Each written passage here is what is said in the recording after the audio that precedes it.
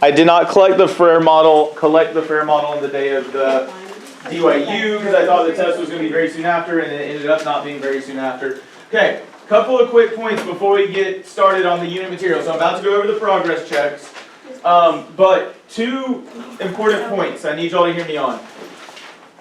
The unit, so probability is unit 4 in AP Classroom. The majority of yesterday's test was about discrete random variables, geometric random variables, and binomial random variables. Within that, 5 out of 14 of us never did progress check C. So, those progress checks, one, need to be done before DYUs, and then I collect them and I do eventually repost them. But if we have a test on geometric and binomial, and you haven't even attempted the progress check before the DYU, much less before the test, that might hurt us a little bit. So we gotta make sure we do those things. Up to today's progress check that was due 2 days ago, 4 of us still have not done them. I forgot to resubmit it. I'm sorry. No, you're good. I'm talking about just progress check A, not progress check B. Because we did not finish all this stuff for them. That was my fault. Yes? Was that the one that you put? No, you're talking about the free response questions. I'm talking about the progress check questions. Yeah, you did post it up. Yes.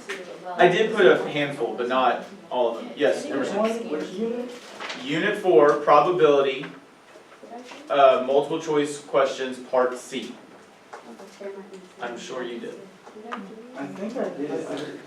I may have done like the wrong one.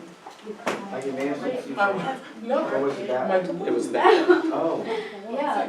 Because we're done, because we've done, we're through unit 4 with probability, right? Yeah, so guys, I think I just put some. yeah, okay, so we need to be careful. We're now on unit 5 with sampling distributions, right? So the progress checks that are open that you should be working on are unit 5 sampling distributions ones. But yeah, again, unit 4, the probability, like those progress checks should be helpful. I don't remember who it was, but someone, as they were coming in, said, Mr. Kinney, I didn't feel like I did great on that progress check, but I definitely learned out of it. Is that okay? And I'm like, yeah, the whole point is to learn. It's okay to make mistakes. They make us bigger and stronger, especially when we investigate our mistakes and we learn from them.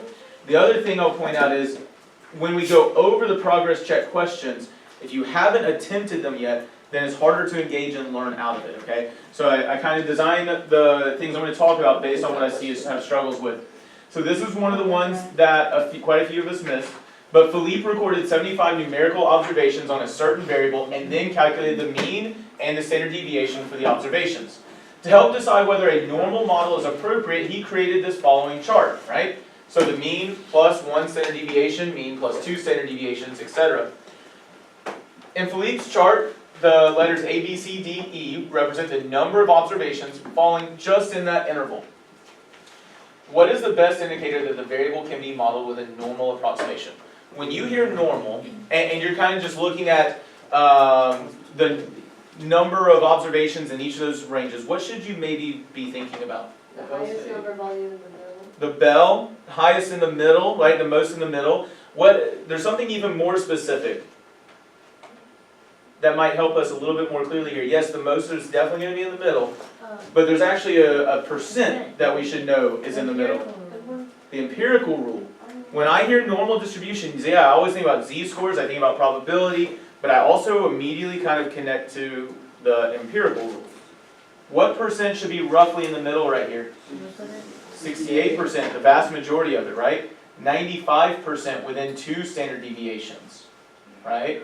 So, when we look at these answer choices, which of these looks closest to that normal distribution idea? B, right? The vast majority in the middle here, okay? And I don't know if it fully follows a empirical rule, but I do know that's a very small amount in the middle. What might I describe A as? If there's one data point on the far end, 31, bimodal, right? It's got 2 peaks in there. How might I describe E right here? That'd be uniform, it's the same across, right? How would I describe D? Skew to the right, okay? So We're getting a little bit better with that language. You good with that, Emerson? Mhm. Okay. Alright, number 7, a recent study reported that 1.5% of flights are canceled by major air carriers. Consider a simulation with 50 trials designed to estimate the number of canceled flights from a random sample of 100, where the probability of success of canceled flight is 0.015.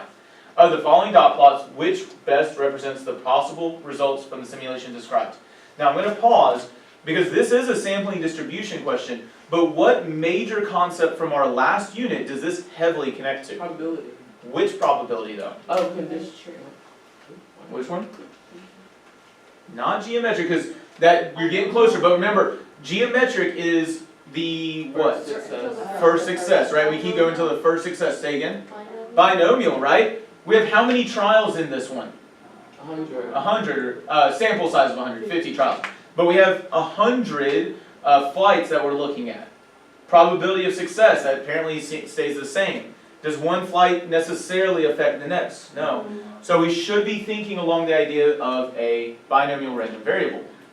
So, if I'm looking at 100 flights, and the probability of success is 0.015, what should we, so there's 4 dot plots up here, right? But how should I figure out maybe where the center of my dot plot should be? Binomial, because binomial is always skewed to the right. It's not, so geometric is always skewed right. Oh. So be careful on that one. But what do we know about the center? Notice my question is about the center. How about this? Everybody get your formula sheet out. This is why we need to identify its binomial. Look at that formula sheet. Okay, why are you getting 1.5 though?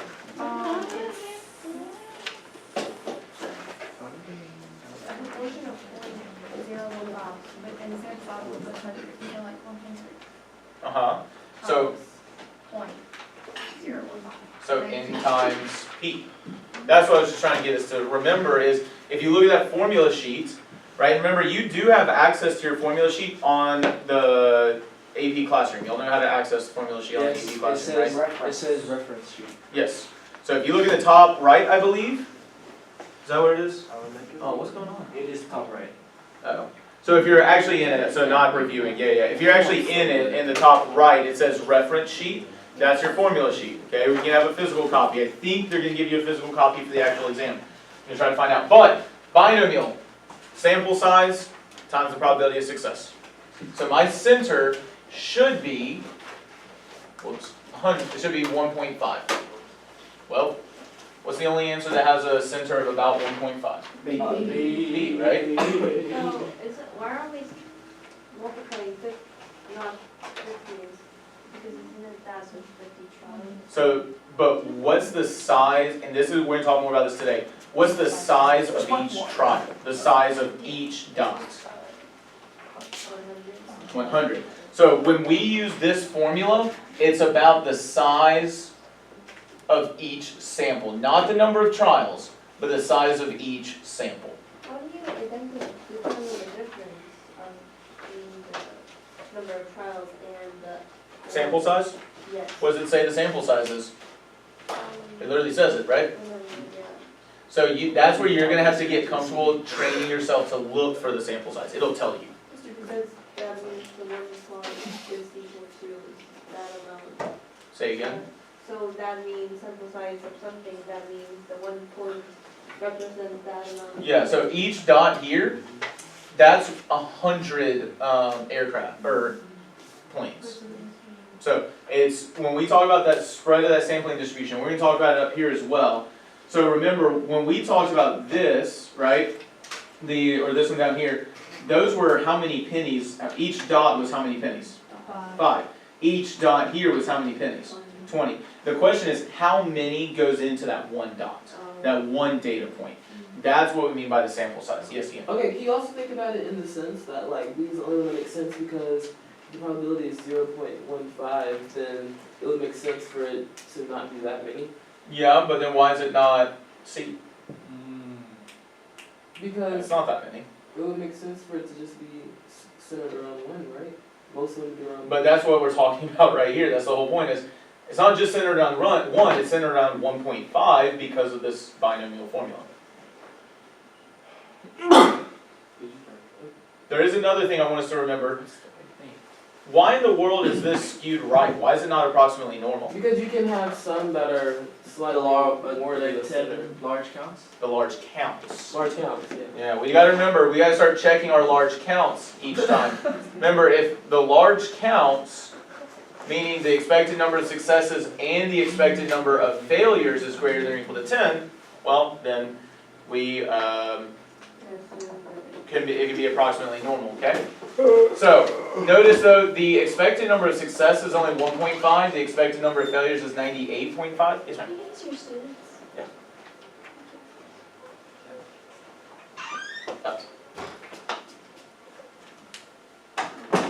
They quickly leave. Star and PB.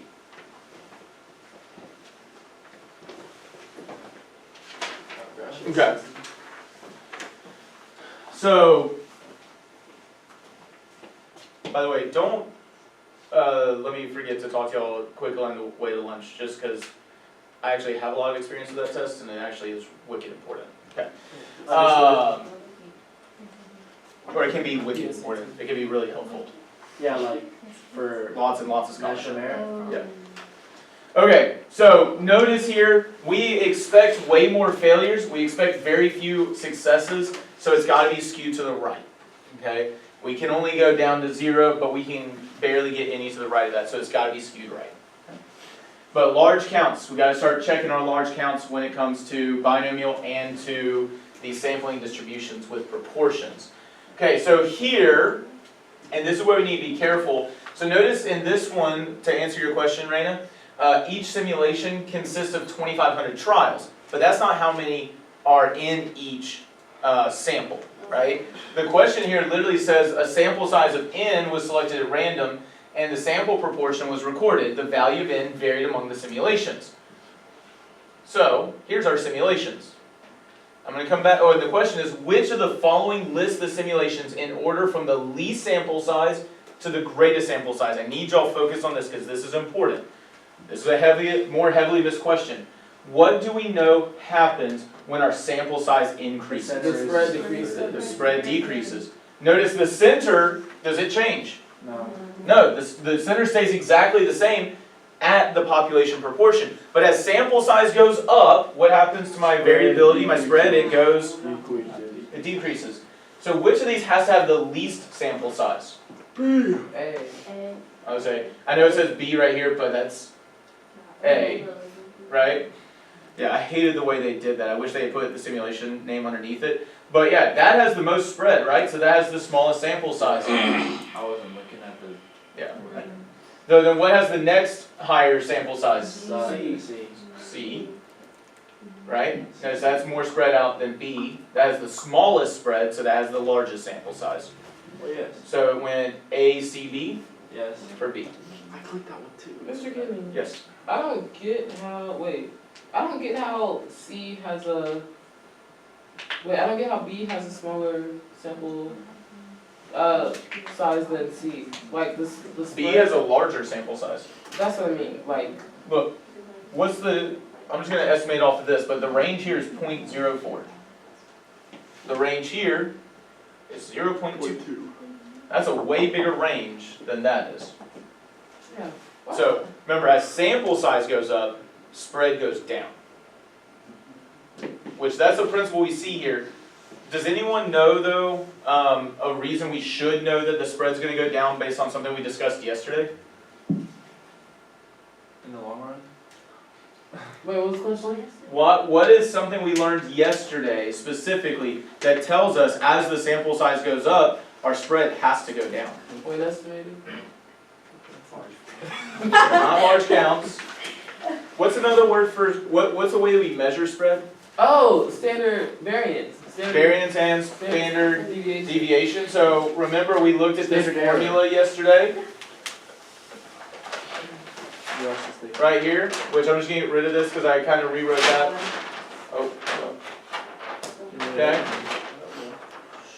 Right here, our standard deviation of p hat, what do we end up doing at the end? We divide by n. If you divide by a bigger number, doesn't that make everything get smaller? Like think about taking 200 and dividing by 50, I get 4. So if I divide by a bigger number like 200, what do I get? 1. So as the sample size goes up, what we're dividing by goes up, the spread is going to go down. So as sample size goes up, spread goes down. Okay? Alright, number 9. So this one, again, Raina, this is kind of what you're really focused on, and is a legitimate struggle that I had for the longest time, so let me clarify that. So we have two different simulations. Simulation A has 1,000 trials with a sample size of 50. Simulation B only has 500 trials but a sample size of 100. Which of the following describes the centers and variabilities? Well, what do we know about the measure of center? The measure of center will be the same, right? Like, it doesn't matter how big things are, the mean of the sample means, or the mean of the proportions, sample proportions will be the same at 0.216. But which one's going to have a smaller spread? Simulation Why simulation A? A, because it has a large.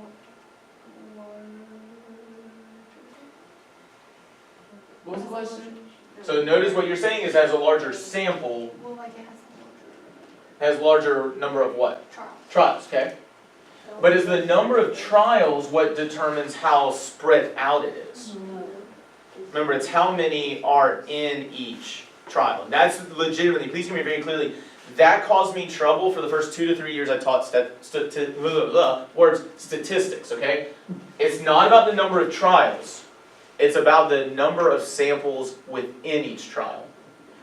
Remember over here, and this is why I'm going to leave this up until the day of the test, when my sample size, when each data point had 5, see that spread over here? It's pretty spread out. But when I decrease my sample size, or I increase my sample size to 20, what happened to my spread?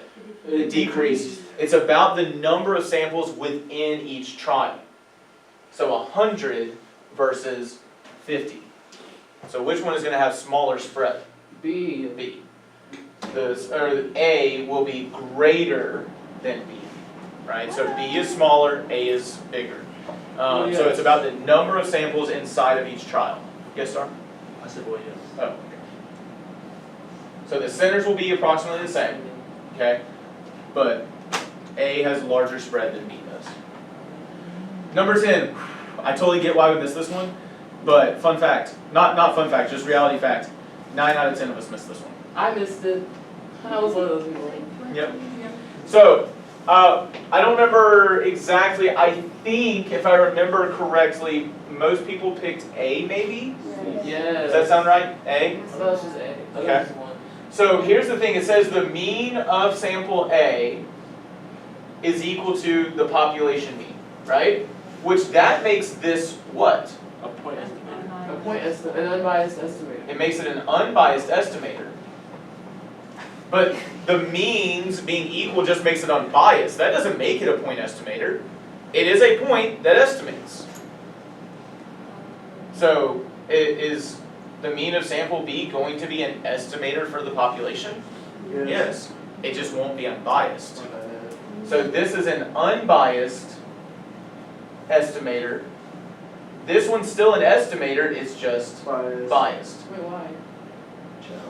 Because remember, it's only if the mean of the statistic equals the population mean that it's unbiased. Does it ever tell us that the mean of sample B is equal to the population mean? No, so we have to assume it's a biased estimator. It's only when those two things are equal that it's unbiased. Correct, it's still an estimator, right? It still is estimating the population. I 100% get why we missed that one. This one was pretty widely missed as well, but do notice again here, we have these two different point estimators. And by the way, I think someone I was talking to yesterday was like, the word point estimator really threw me off. Just remember, a point estimator is, what's another word for a point estimator? A statistic. Statistics are point estimators. We'll talk more about that detail of a point estimator versus something called an interval estimator next unit. That's just why they keep using that. Okay, so which of the following statements are true? Hey look, the center of those distributions is the population value, isn't it? So both of those estimators are what? I don't know what you are. Are unbiased. What number is it? Oh, it's number 15, the last one. 15. Yeah. Notice Keep saying. the middle, or the means, wow, that was so badly drawn. Come on, Kenny. The center is the parameter. Don't judge me. Trying to not get blinded by the projector. Okay, so there we go. Now, we're going to pick back up yesterday. Well, any final lingering questions before we start back from yesterday? Well, yes. Any what? Can I pee? I mean, yeah, but you're just going to miss out on instruction. Number 12. Yeah. I don't have that up here. Ah. You and I can look at it, so leave it open, I'll look at it on the way to lunch. Okay? I only looked at ones that 4 or more people missed. Okay. Yes. Okay. So, we talked about this idea of the 10% condition a good bit. We talked about large counts. Remember, the idea with 10% is with these sampling distributions, we need one value to be what of the next one? Independent. Independent, right? We need them to be independent selections. However, if we're sampling without replacement, are they really independent? No. But yeah, if our sample size is less than 10% of the population, I can treat them as independent. With binomial random variables, and now because of that proportions, sampling distributions, if we satisfy large counts, the distribution, the sampling distribution will be approximately normal. Notice we can actually even see that over here. If you look up here, when the sample size was 20, is that approaching normality? Yes. Is it perfect? No. No, but is it approaching it? Yeah. Right, so if we satisfy large counts, it's going to be approximately normal. So that's all that there. And then we actually started talking about the mean of p hat and the standard deviation of p hat yesterday, and that's where we'll really pick up. Okay, so we did this through Reese's Pieces. Remember, the approximate shape for the sampling distribution was approximately normal. Why was it approximately normal? Large counts. Because of large counts condition, right? So, because this large counts condition was satisfied, the sampling distribution was approximately normal. To pick up from yesterday, remember, we worked through it, and I rewrote it onto here, okay? But if I have a sampling distribution, what is the mean of all my sample proportions?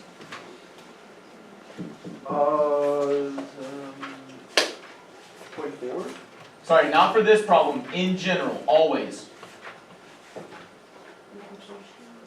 Which proportion? The population proportion.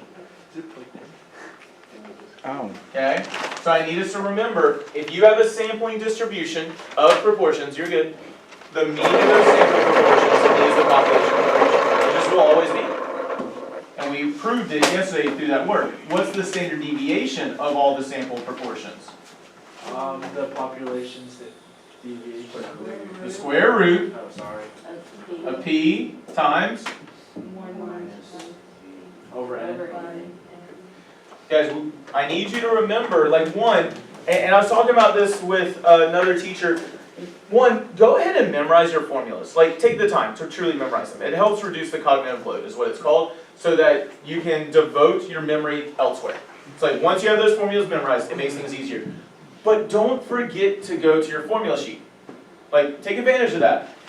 I've got a sampling distribution. I'm dealing with proportions. Is that on the formula sheet? Well, yes. It's on the back half, or on the back side, right? It talks about the mean and the standard deviation there. Don't worry about the standard error yet, that's next unit.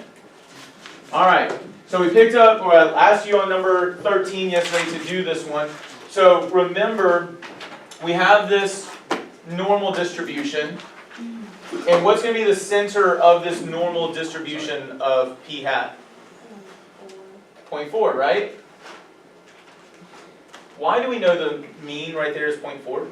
Because it's the total area is 1. Because that's the population. The mean of the p hat will equal the population proportion, right? We know the center is 0.4 because the mean of all my sample proportions equals p. What's my standard deviation going to be?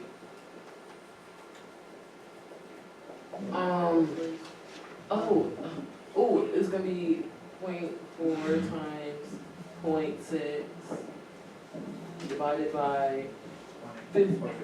It was 50 candies. Alright, so what's my standard deviation there? so it'd be like 0.4. Yeah, please just pick up a calculator. Sorry. I was trying to. It's gonna be a 0.24 divided by something, but just calculate that, please. My hand's stuck. Well, wouldn't it be 0.0048? Square root of that. Oh, square root of that. Okay, just go ahead and take the square root of that. 0.69282. Oh, no, Okay. wait, What? it's 0.0692. Did you take the square root of that? Or did I like, I got wait, it. how does it put it down? Oh, no, I didn't check the thing. I didn't check this. Yeah, that's right. 0.06928. Oh, I missed a zero? Yes. Okay, 0.0. How did Alright. I do the same? that makes way more sense. I was like, maybe that. 0.6928. Okay, so again, guys, I do want to point out, this is where personally, I don't like just having this. I like the z-score because I don't want to draw out this normal distribution having to do that, okay? I'm going to do a mean of 0 and a standard deviation of 1. But I need to know where that value of 0.5 is on this distribution. So what do I need to do with this? Turn it to a z-score. Until you get really strong with this, just take the time to start here. How do we calculate a z-score? Start at the very beginning. Value minus the mean divided by the standard deviation. Okay? STD. Okay? Now, in this case, and you don't have to write this part out, but remember the value in this case is p hat. It's a sample proportion, it's a statistic. Minus the mean of p hat divided by the standard deviation of p hat. I will point this out. I typically do skip this, but I do write this out, and then I go to my formula sheet. Okay? Because what is p hat in this problem? 0.4. So P hat is expected value? Now remember, p hat just stands for sample proportion. Read that problem again. What is 0.4? And also, let's annotate these things. What is 0.4? That is The probability of a specific exactly. the which probability or which proportion? The mean. The population? The population proportion. We want to recognize that's the parameter. That's p, not p hat, that's p. What is this 50%? The sample proportion, that's my p hat. Okay? So notice, annotate these things. So what is p hat right here? 0.5. Okay? Minus, what's the mean of p hat? That's just 0.4, that's p, right? Divided by the standard deviation of p hat. Notice, that's why we did this work down here. So what is my z-score in this case?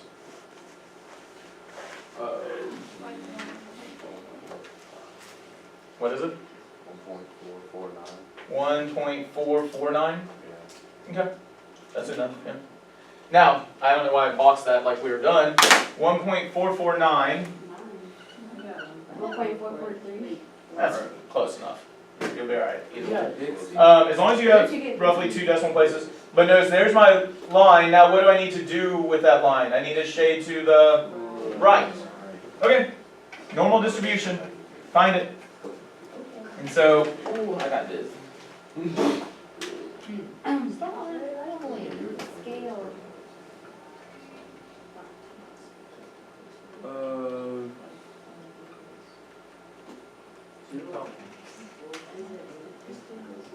According to my calculations, it's 0.073669. I'm right. what was it, 0.07? 0.073669. Did we get close to that? Yes.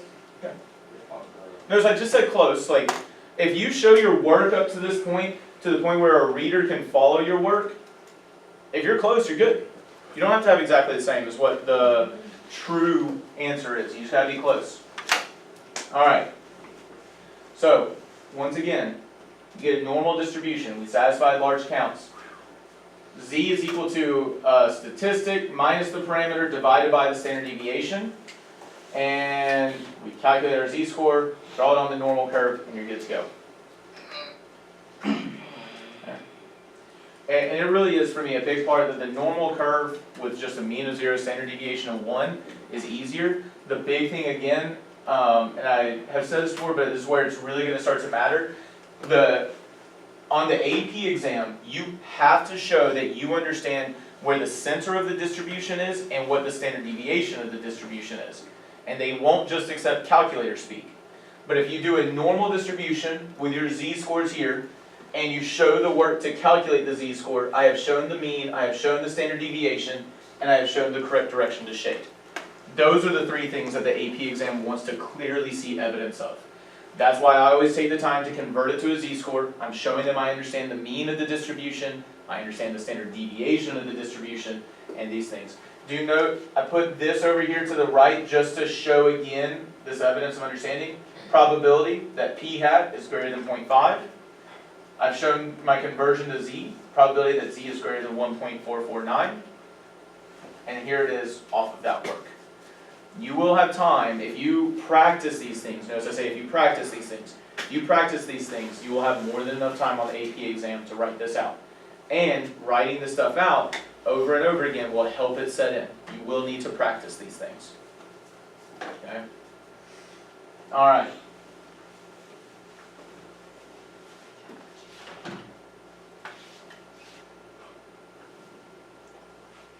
This is from last year, but I think we already covered all this. Okay.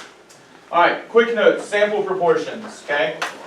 What things do you think we probably need to talk about here? Population. The new formula? Statistics, the new formulas, right? What else within those things? So, what are we talking, what was the big idea for this whole thing? Sample. What about the sample proportions? It's not just sample proportions, it's the Oh, the law. sampling distribution, or distributions for what?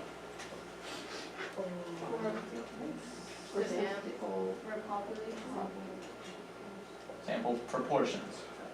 Remember, when we are talking about this, every data point is a what?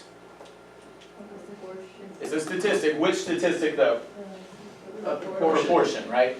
What we're talking about is if I create a distribution of sample proportions, that's a sampling distribution, what do we need to know?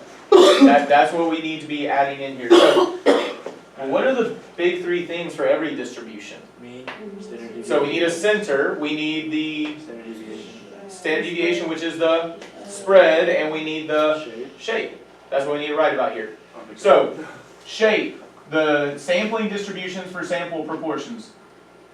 Well, what shape do we want? Approximately normal. We want it to be approximately normal, right?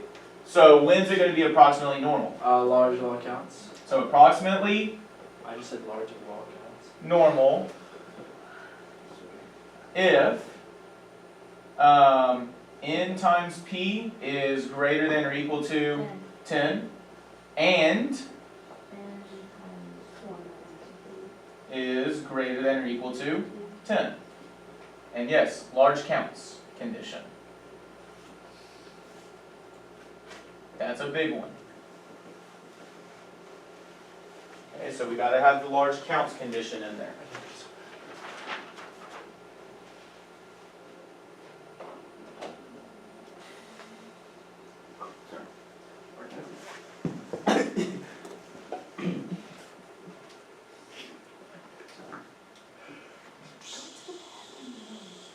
Alright. What else do we need to talk about then? Sample. The expected value, the center, right? So what would be the center in this case? The mean? The mu? Well, Sorry. so center, it is a mu, but the mean of what? The p hat? Of the p hats, right? It's the mean of the sample proportions. What's it going to equal? The population proportion, not p hat. It's going to equal p. Is that a capital P? No, it's still lowercase. Oh, word. We use capital P's for probability. We use lowercase p's for proportions. So capital P's for probability, lowercase for proportions.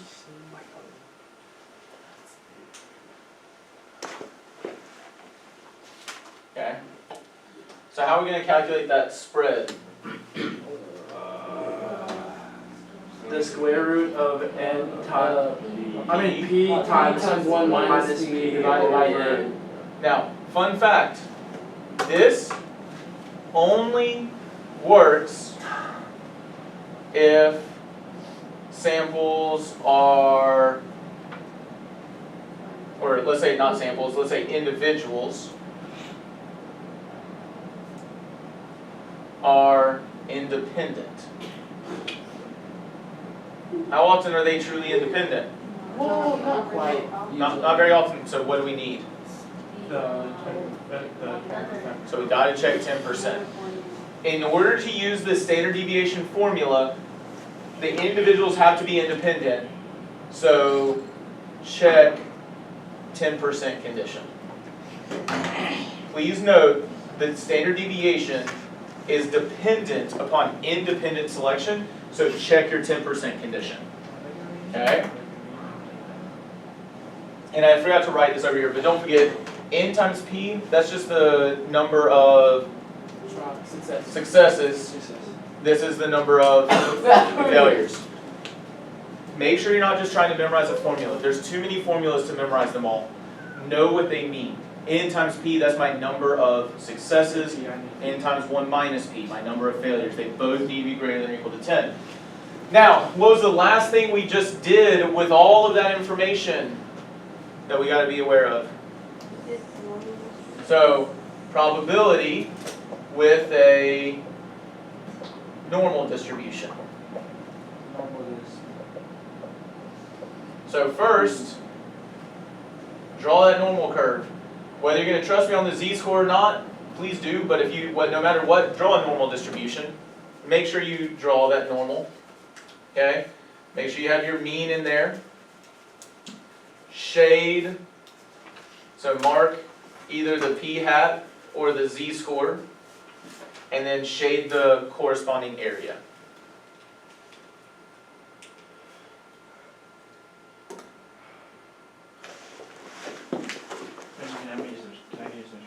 Yeah, I already told you you could. I just said you're gonna miss some instruction. That's fine. And like an actual fine, it's really it's a really cute hat. Thank you. Thank you. So once again, I'll point out, way too many formulas to memorize all these things. But you are going to want to go ahead and start getting used to this formula specifically. I'm going to write that a little bit bigger, because we will use it this unit and very, very heavily next unit. So it is still a value minus the mean divided by the standard deviation, but the value is a p-hat, the mean just ends up being p, and standard deviation of p-hat is p times 1 minus p divided by n. Okay. So that's how you calculate your z-score. Yes, Andrew? Is the second one a big P? Which one? Oh, this one right here? Whoa, who wrote all this? The second one. No, right there on the right. This one? Further right. No, down, that. No, bro, why are you missing it? Oh, Yes. right. No, That's not a big P. that's a population proportion. Um, It's a population proportion. Well, yes. Okay? Why did numbers go away from that? Well, we're going to put numbers in for these things Put the soon. letters in there. Okay?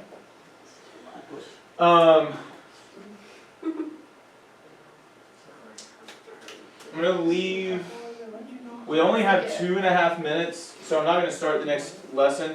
Work on check your understanding, start working through this. We'll finish up quickly after lunch, but we need to get through 7.4 today. One, it involves M&Ms, so I want peanut and plain M&Ms, because it involves both of them. And two, we got to get through that lesson. So, please get this stuff down, work through that, check your understanding ASAP, and we will go over it right after lunch. So talk with your group, figure these things out. Yes?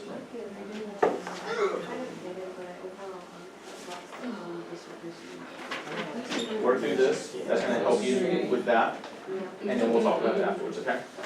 Okay. You not just, Oh, and then Talia, you have pound sampling distribution will be approximately normal. And then the difficult part with C, we just have to pay attention, is it really says we'll give a result within 2 percentage points of the true proportion, right? So what is within 2 percentage points of 0.08? 0.06 and 0.1 or 0.10, yeah, 0.10. And so that's all I did there, and I converted each of those to z-scores, shaded on normal distribution, and put that into the calculator. Yes, Ian? On A, why is it mean not 80? Because it's it's 8%. It's 8%, 8 per 100.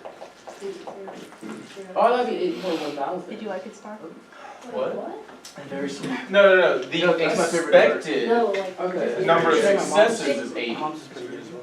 because it's 0.08 times 1,000 for the expected number of successes. But 8% is 0.08, Not to mean anything. right? What did you go off the 0.06. Because the problem in C says it's within 2 percentage points of the true proportion. What was the true proportion? Right. Within 2 percentage points of that is 0.06 and 0.1. I added and subtracted 0.02. Oh. Yep.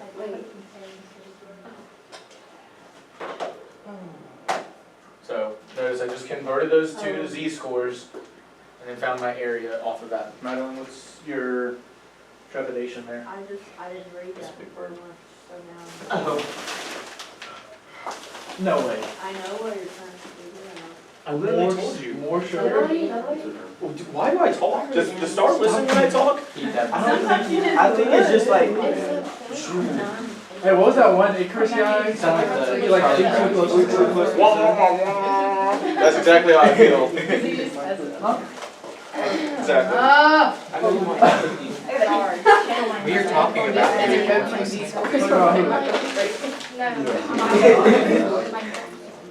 Wait a minute. Dude, it's Your your mullet? It smells like, oh my gosh, it smells like Oh my God. the onion soup from. Mr. King, how much for the whole bag? Huh? How much for the whole bag? I mean, it was $20 per bag. No, mine. And I still haven't gotten this one. Mr. How money per bag? I don't think you get paid. Wait. Huh? 20 per Well, I never bag? got paid. Yeah, dude. But then like they like. Mr. Kenny, I think those are expensive. have you ever had a French onion soup Not from that bag? No, some of them have one too. What's up? Have you ever had French onion soup from Outback? They took like an X-ray and they said. Fried chicken? What? French onion soup? No. It's so good. Alright. What questions do you have through part C? Hey, any questions through part C? Why did you put between under within two? Between under? Okay, you underlined within 2%. Within 2 percentage points of the true proportion. So, we have to figure out what is that p hat then. So, within 2 percentage points of, what is the true proportion? What? What was the true proportion they told us in this problem? 0.08. 0.08. What's within 2 percentage points of 0.08? 0.06. 0.06 and 0.1. 0.1. So that was the small little detail slash trick you really had to pay attention to in this problem. Nerd. Did he miss or something? Yes. Alright. I am essentially set up for that. Okay, so, but what I was saying is within 2 percentage points means it's between 0.06 and 0.1, right? So that's 2 percentage points of 8%. Yes, Sophie? Where's the 0.9? Where? Which one? Oh, that's my area. The probability came from here. Sorry. I'm like, What are you putting in for your z-scores? I mean, I might have put something in wrong. I'm looking Ian, did you take 2 pieces? No! Oh, okay. I'm not greedy, Mr. Kenny. I'm about to steal some of that because I didn't get any, so. Let him have some. What is your problem? Yeah, It's wait. okay, so you can Y'all have no decorum. Yeah, because there's a lower bound and an upper bound, right? Negative 2.3 something and 2.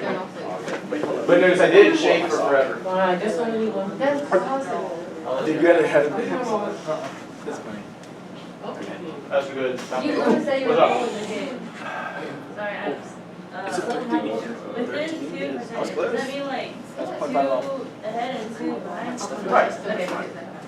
I'm looking where sun. No, you gotta have it. Hey guys, please do note, hey, right here, I stopped shading at 2.33127. That's my upper bound. Because the lower bound is negative 2.33, the upper bound is positive 2.33, right? From 0.06 to 0.1. That makes sense. Good. Andrew? Oh. Positive one is a D-score of 0.1.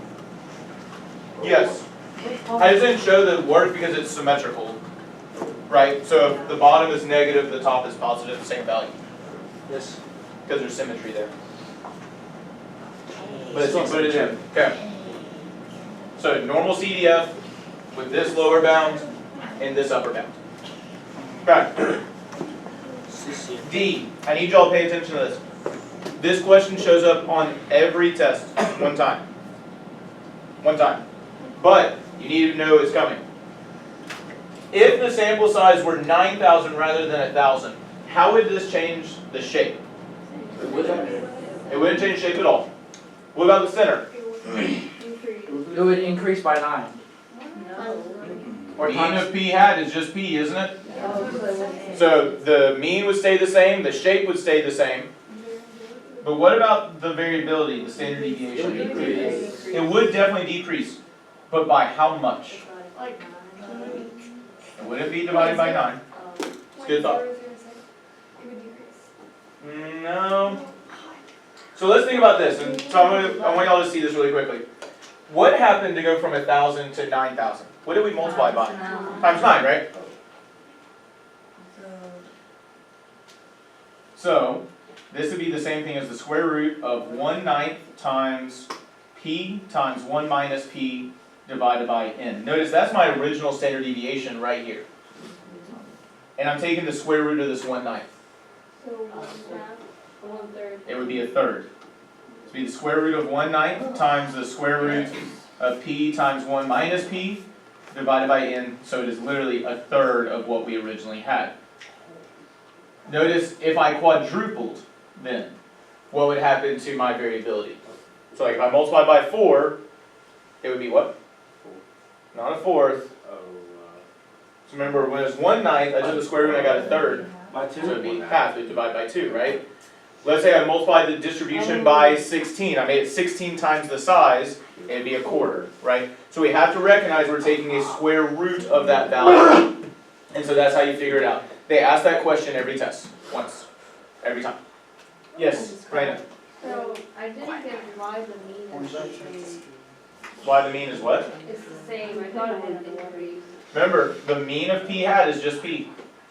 The sample size does not matter for the measure of the center.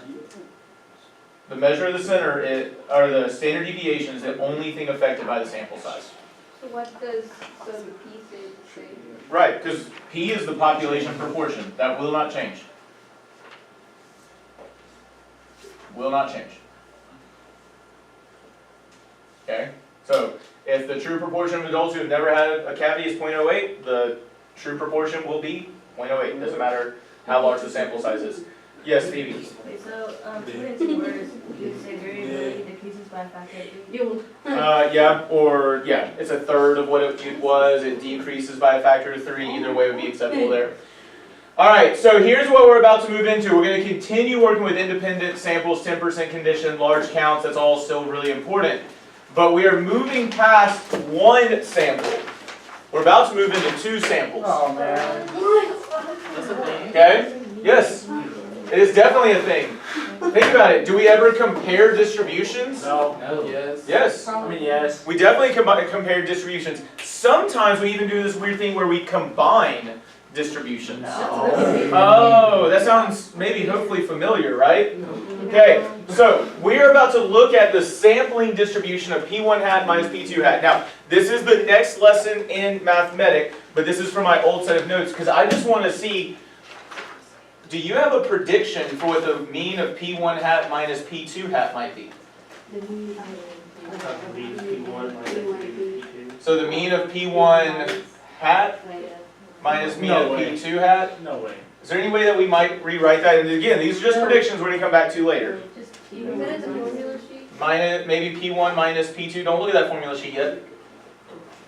Don't you do it. Oh, sorry. Okay, so maybe that's my mean. Maybe. I'm just saying, maybe. We're gonna come back to this prediction later. Okay? So I will say this, for those predicting this, where are you getting that prediction from? Okay, so not transforming, but combining random variables. Don't we have one distribution here and a second distribution here? And we're just subtracting. And at least last time, we did the mean of the first random variable minus the mean of the second random variable. And these are two different distributions. So that's at least where you're thinking about that. Okay, so what about the standard deviation of P1 hat minus P2 hat? Okay, so let's just even leave it as maybe variance. So what you're thinking is the variance of P1 hat plus the variance of P2 hat? I don't know. Let's find out. Is it in the formula? This is ridiculous. I'm just letting you know this is your prediction, okay? We'll come back to this later. What do you think is I don't necessary think that's for right. this maybe to be approximately normal? Wait, can I have a guess? Wait, I can't even guess? No. So So large counts for how many? Oh, maybe large counts for both distributions? Okay, so I just wanted us to come up with some predictions, and no, I don't want your prediction star. Too bad. So we got some predictions, right? We just have some ideas generated. Maybe large counts for both distributions to be approximately normal. All right, so here's what we have. So we're taking a simple random sample of 50 plain M&Ms and a simple random sample of 50 peanut M&Ms, and we're going to calculate the proportion of orange candies in each sample and find the difference between proportions, okay? That's a record. Man, that's so many M&Ms. What was I thinking? What were you thinking? I know. I bet you should have a time machine. I know, 50 of each. Okay, so let's do this, okay? Partner up with somebody, all right? And I know what it was. I know why I was doing this. Let's just do 25 because I don't have enough M&Ms for all that. Okay. All right. So partner up with somebody. All right. I know we have groups of 3 all around the room, but partner up with somebody, and one of you grabs peanut M&Ms, and one of you will grab the plain M&Ms. Okay. Yes, Laura. There's gonna be one group of 3. Don't we have 14 people? Oh, yes. So 14 divided by 2 actually would not be 3. Sorry. Don't be No, that no. guy. All right. So we do have 14 people. Okay. So 7 groups of 2. One of you grab the plain M&Ms, one of you grab the peanut M&Ms. Find the proportion of orange for each. The one thing with this is if you don't have 25, which at least one of these doesn't have 25. If you don't have 25, come back and get some more until you have 25 M&Ms. All right. Go pick some M&Ms. You're not funny. I thought it was I funny. agree. No, I'm with Lorelai on this one. I'm literally limping. Like, Yes.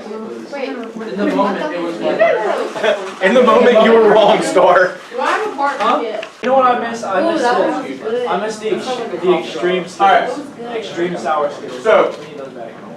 Madeline brought up, she's like, how am I supposed to predict the shape? It looks flat. Here's the thing. If I were to collect more and more data, what do you think the distribution would look like? At the same time, there is one feature about the shape we can definitely see. Because here's the thing, you got 2 data points, I can see you thinking bimodal, but it's so little data. we I can wouldn't say see the unimodal. Right? uniform, Symmetric. Yes, this green man. symmetric. Someone said symmetric. I say symmetric. Okay. Hey guys, like literally, look at that graph. That looks pretty symmetrical, doesn't it? Let me be right. Why are you looking at me like that's crazy? Even one time. I should have said that. Right. But if it was a normal distribution, what would it also have to be? It'd have to be symmetrical. If we collected more data, like here's the thing, we would have to collect a lot more data. We just don't have the time for that, right? But what can we see right now? We definitely know So we know It looks pretty uniform. this is symmetrical. So we're actually going to do this later. Hey, listen, we're going to do this later where sometimes we say, hey, if it's symmetrical, it's believable that the population is approximately normal, or the sampling distribution is approximately normal. So we're not there yet, but in general, like, okay, it is symmetrical, so is it believable the sampling distribution is approximately normal? Yeah, okay. By the way, we did skip number 3. What does each dot represent? The Difference of orange the number of orange between. So the difference in the proportion, ooh, which type of proportion? Sampling. Sample proportion. Uh, So the sample proportion of plain orange M&Ms and peanut orange I like that sound. M&Ms. just tap it from the top. One thing that I want to go ahead and show you, hey guys, just because two sample can get very confusing at times, a common thing that we do in stats to make it more clear is afterwards, we'll show it with our notation. So plain minus peanut. This way it is very clear that we're doing plain minus peanut, because what would happen if we did peanut minus plain? It would be the opposite. It would be the opposite sign, right? So make sure that when you are doing this with statistics, you put that notation afterwards to make it clear, right, what the order is. Okay, so make sure that the order is clear. Okay, now, honestly, for the center and for the spread, you don't have to do anything else. Because we already made those predictions, didn't we? Yeah. Okay, so we made predictions earlier. Specifically, I will say, instead of saying P1 and P2, what should we probably say here? P plain P plain, P And peanut. and P peanut, okay? Okay. Man. So, what I will point out here, so I do want to continue with this a little bit. How would I calculate this variance here? Oh, that's square root, wait. The variance. Well, How would I rewrite this variance? Wait, don't you have to find the That probability You mean proportion? Because remember, these are all proportions. They tie into probability, but these are all sample proportions.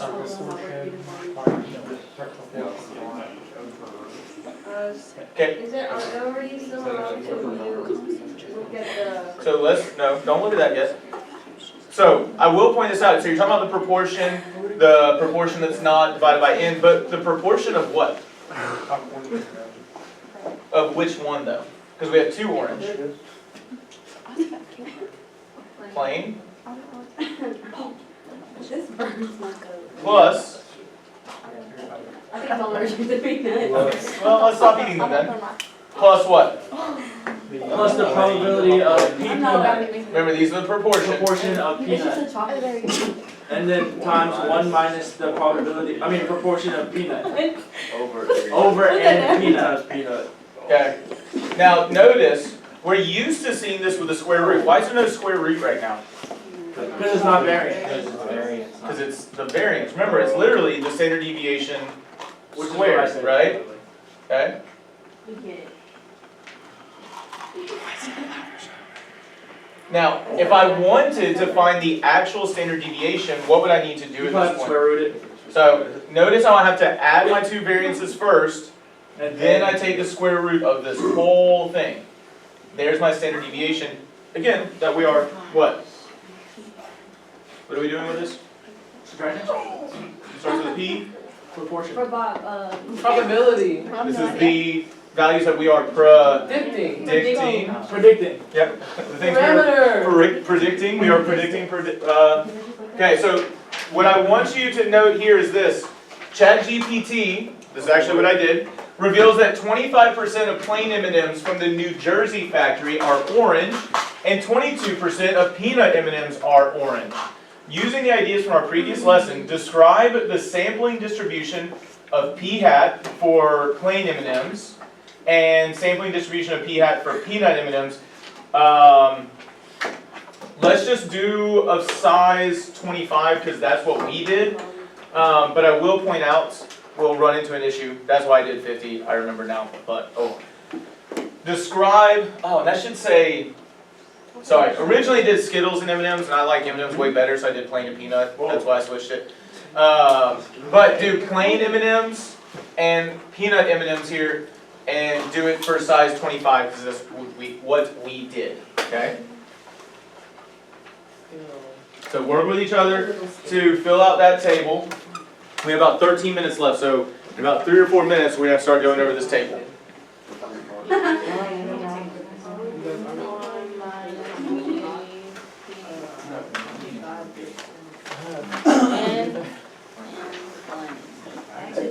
Yes. Sorry, I have Okay, to so write down. which part? So the mean of them will be. Wouldn't the meeting be You know. So remember, What? You know. are we still doing 25? Yes. Yes. yes, 25. 25 is. So it's- remember, it's n times what we've done in the past is, like if I want x minus y, then we couldn't actually do it with standard deviations. We had to do the variance, and we had to add. We add our variances. So in this case, when we're doing P1 hat, and P2 hat, Peanut. we have to add the two variances. Wait, so it's Okay. Wait, this would be, it would be, And so when I want the standard deviation It of would this, be a I'm gonna normal end up distribution. taking the square root. I'm trying to use. And so that's all it was. And then I wrote what the variance of these were in there. So I had to take a square root here, so that I was left with just, and I didn't write it, but so I was left with this. What that is equal to. So I took the square root of that whole Bless thing. you. Okay. wait, Mr. Kennedy. Wait, Mr. Starr. If it was 50, then it would be normal distribution. Correct. So Star has already picked up on it. This is why I originally, bless you, did a sample size of 50, because if for the shape, if we did a sample size of 50, what would the shape be? Normal. Approximately normal. Remember, nothing's truly normal, but it'd be approximately normal because it would satisfy the what? Not 10%, the large counts. Not law. Remember, there's law of large numbers, which is probability, bless you. And then there is the large counts condition, okay? I'm gonna bring this over to here for now. Don't let me forget to move that later. Okay? So, what would our shape here be? So, what do I need to check for the shape again? Large counts. So, n times p would be what? What did y'all get here? It would, n times b, 6.25. So 25 times 0.25, so 6.25.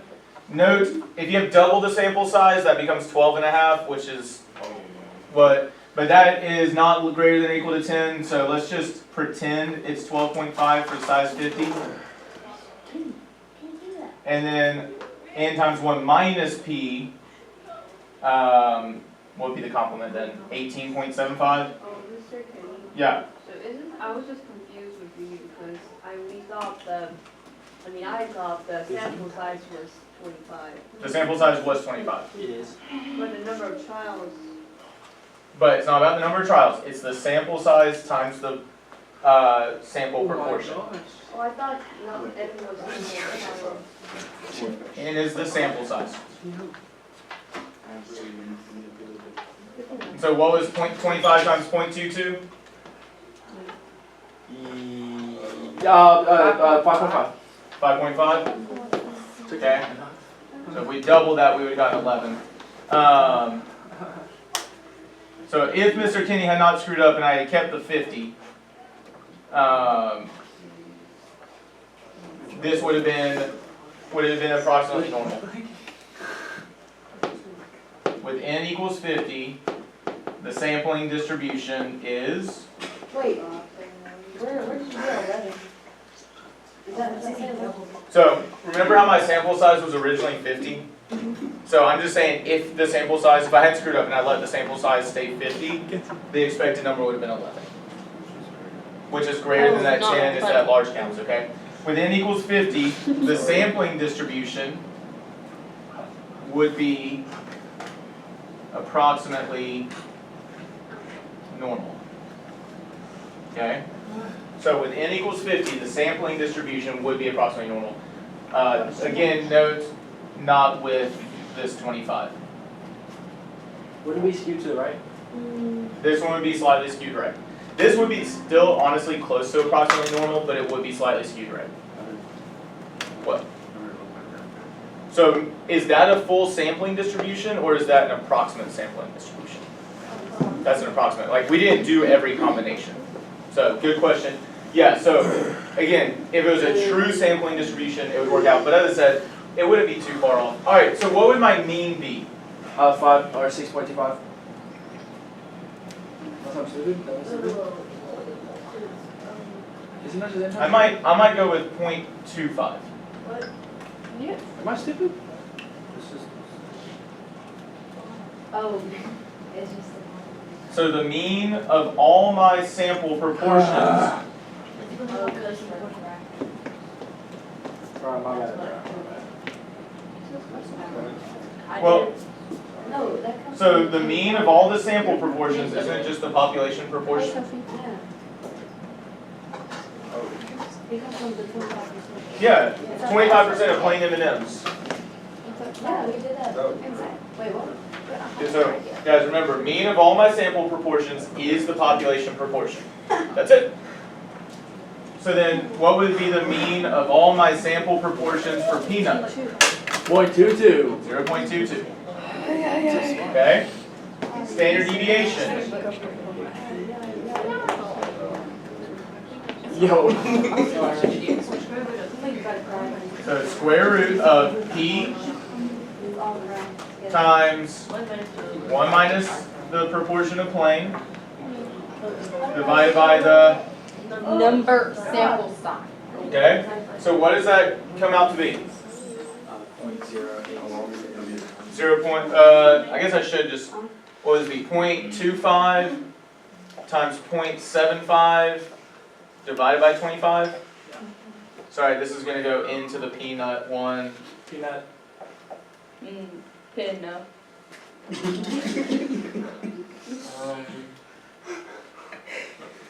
So square root of 0.25 times 0.75 divided by 25? Your face. 15. Oh, 15. Oh, Is Can that what you got? hear her? Yes? Okay. Standard deviation of the sample proportion of peanut then? Enough of that. Talia. So it'd be the square root of 0.22 times Talia. 0.78. So remember, that's the P for peanut, and that's the 1 minus the P, and that, there's my sample size. Hey, Andrew, can you That move sounds your Bless head? you. You can try. Can you move your head over a little bit? Thank you.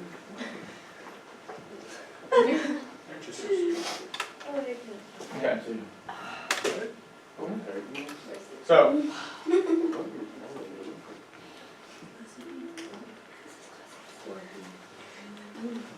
now, this is where we get into some of the mathiest stuff we do. I know there's letters in there, and Madeline is like, I'm not done. this is math.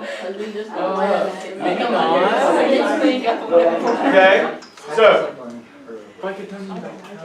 guys, all it is substituting these things in. One thing, Charlie, just be aware of this for everybody. Hey guys, you gotta show work for the AP exam, okay? So, I know that we can do all this by hand or put it into the calculator, but two things. One, if you manage to make a mistake, and by manage, I mean I've made mistakes quite a few times. If you make a mistake, but you plug everything into the formula correctly, they'll still give you credit. If you don't, you get it wrong. They wanna see work, okay? Yeah, they can. Okay. So, describe the sampling distribution of the differences then. Whoa. So what would be the shape for plain minus peanut? It'd be approximately normal because both are what? So because both are approximately normal. If both sampling distributions are approximately normal, then So how did we determine that our graph that we collected was, the data that we collected was normal again? no, hold on one second. It was, if it would have been 15, then it would have been. So it goes back to checking the large counts condition for each individually. Oh, okay. So we check the large counts, and then Madeline is right, technically I should have kept the sample size of 50, sorry about that. I know. We don't forgive you, Michigan. Okay, so the mean of difference between proportions, so mean of the plain minus the mean of the peanut, 0.25 minus 0.22. So we expect the mean to be 0.03. Okay? 0.03, yep. And then the standard deviation. It has to be the square root of 0.0866 squared plus 0.0828 squared. Why do I have to square each of those? Because it's standard deviation, not a variance. Well, I need the variance. It was standard deviation, right? And I need the variance, so I had to square those standard deviations. Now, personally, I always use the formula chart. Please do look at that formula chart. Let's check our predictions quickly. That's not what I want. Okay, so formula sheet. And so this is where we're going to have to end, but this is enough that you can do progress check B. The mean of P1 hat minus P2 hat. What is it? P minus 1. P1 minus P2. That's the mean of P1 hat minus mean of P2 hat. Yes, Talia. Unsubmit my view. I submitted the wrong one. Progress Can you? check B. I didn't mean. Okay, I'll check. Notice here, hey, really quickly guys, the standard deviation of P1 hat minus P2 hat, this looks really crazy, but that's just the variance of P1 hat, and that's the variance of P2 hat. You add your variances together, then you take the square root of all of it, but right there, you plug into that formula, but that's where that formula is coming from. Okay? Oh, I already did unsubmit everyone who had done progress check B. I did unsubmit 4 times. Yeah, you had all that stuff in there. Yeah. I'm sorry, Steve. That is the mathiest that we get. My bad, sorry, my bad. Have you started graphing? The beauty of it is